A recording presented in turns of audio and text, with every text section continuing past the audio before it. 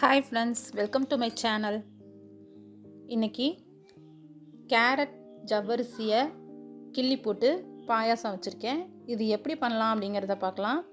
அதுக்கு முன்னாடி நம்ம பாயாசத்தில் கேரட் பாயாசம் வைக்கிறப்ப என்ன பண்ணுவோம், கேரட்டை வேக வச்சு அரைச்சிட்டு அதை பேஸ்டாக்கி அப்படி செய்வோம். அப்படி செய்யாமல் இந்த மாதிரி ஜவ்வரிசியோட ஊற வச்சு எடுத்து வேக வச்சு கிள்ளி போட்டு செஞ்சோன்னா டேஸ்ட்டு சூப்பராக இருக்கும்.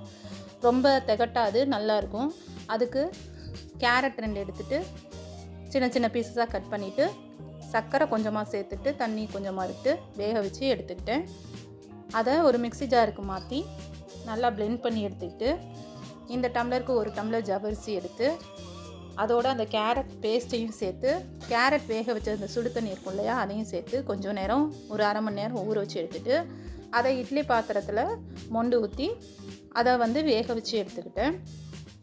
2 டம்ளர் தண்ணியை ஒரு பவுலில் வச்சு அதில் சேமியா கொஞ்சமாக சேர்த்துட்டு அந்த சேமியா கொஞ்சம் வெந்து வந்ததுக்கப்புறம் சர்க்கரை இதில் ஒரு அரை கப்பு சேர்த்துட்டு 1 டம்ளர் காய்ச்சி ஆற வச்ச பால் அதையும் சேர்த்துட்டு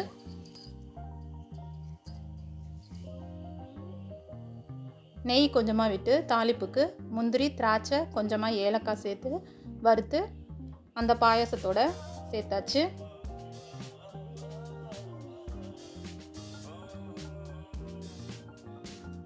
தாளித்து கொட்டிட்டு அதுக்கப்புறமா இந்த ஜவ்வரிசி வேக வச்சு எடுத்துருக்கோம்ல அதை குட்டி குட்டியாக கிள்ளி போட்டு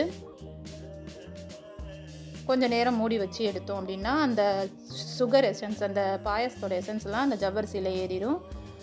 கண்டிப்பாக இதை ட்ரை பண்ணி சாப்பிட்டு பாருங்கள், ரொம்ப பிடிக்கும் எல்லாருக்கும், ரொம்ப டேஸ்டியாக இருக்கும். சேனலை சப்ஸ்கிரைப் பண்ணாமல் பார்த்துட்ருக்க ஃப்ரெண்ட்ஸ்லாம் மறக்காமல் சப்ஸ்கிரைப் பண்ணுங்கள். இந்த வீடியோ பிடிச்சிருந்தால் லைக் பண்ணி ஷேர் பண்ணுங்கள், கமெண்ட் பண்ணுங்கள்.